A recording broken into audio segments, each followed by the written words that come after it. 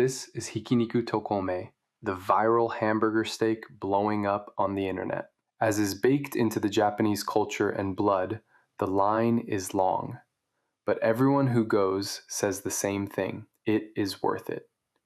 Just meat, charcoal, and rice. It is so popular that copycats appeared within 3 years of the viral videos, restaurants replicating the exact format. There are no videos online recreating the viral meatball, so here I am trying to recipe test. First, they talk about using A5 Kobe Wagyu beef, probably the trim, but still A5. So let's try to test it out.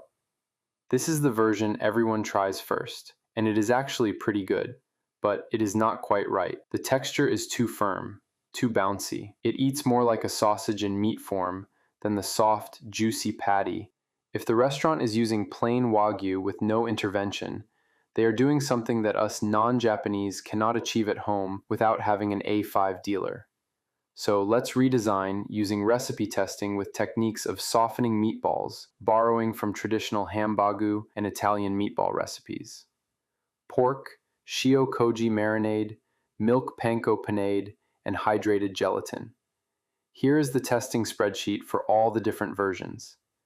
In the end, all of the variations brought something worthwhile, so I used all of them to create a final version that is closer to the original viral meatball.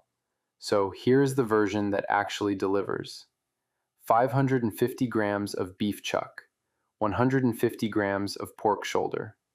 With that amount of meat, we add 55 grams of 3mm diced cooked onions, 74 grams of cold whole milk with 28 grams of plain panko to create the panade with 3 grams of salt and 2 grams of MSG. 46 grams of cold water with 9 grams of powdered gelatin, adding 2 grams of salt and 1 gram of MSG. I first coated the chuck and pork with shio koji and let the enzymatic breakdown in the fridge for a few hours. It can go up to a day or two. When ready, we grind coarsely enough that you can still see individual pieces of meat and fat. Do not smear the grind. Dice the onion very finely, about 2 to 3 millimeters. Sauté it in a dry pan until it is translucent and without browning. Bloom the gelatin in the cold water for 5 minutes. Warm it only until fluid. Dissolve 2 grams of salt into it, then cool back down until cold but pourable. In a second bowl, dissolve the remaining 3 grams of salt in the cold milk. Add the panko and let it hydrate for 10 to 15 minutes, then refrigerate. Once both are cold, combine them. The gelatin creates broth-like juiciness when the patty cooks. The panade holds moisture. Add the onion and cold panade mixture to the ground meat and fold. Use your fingertips like a rake. Stop while the meat is still coarse and irregular. Divide into 110-gram portions, allowing water and fat loss to achieve their ideal 90-gram ball. Cup and rotate each one just 3 or 4 times, just enough to close cracks. Keep the surface rough. Chill for 20 to 30 minutes. This sets the gelatin and firms the fat, making the loose mixture much easier to handle on the grill. Then to grilling.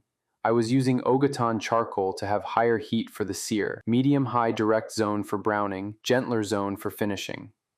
Start each cold patty over direct heat and rotate every 30 to 45 seconds. Without charcoal, you can also air fry the meatball, just until internal hits over 60 Celsius or 140 Fahrenheit. This produced one of the best bites of meat I have ever had. It was so juicy but had so much flavor. To be honest, this might be better by itself than Hikiniku's version. Sometimes the Japanese focus so much on ingredients and how simple it is that they forget to focus on the culinary technique, taking simple meat and elevating it to the next level.